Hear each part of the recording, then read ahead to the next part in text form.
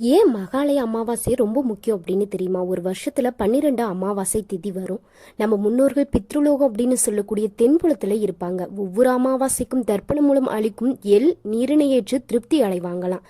ஆடி அமாவாசையின் போது பித்ருலோகத்திலிருந்து கிளம்பி நம்ம வசிக்கக்கூடிய பூமியை நோக்கி பயணிப்பாங்க. அப்படி புறப்பட்டவங்க ஆவணி மாத பௌர்ணமி நாளுக்கு அடுத்த நாள் பூமிக்கு வருவாங்க. அடுத்த 15 நாட்களும் அவங்க நம்மளோடு பூமியிலேயே தங்கியிருந்து நம்ம அளிக்கும் நீரையும் உணவையும் ஏற்றுக்கொண்டு திருப்தியாகி மகாலய அமாவாசை முடிந்ததும் திரும்பவுமே பித்ருலோகத்துக்கு செல்லுவாங்களாம்.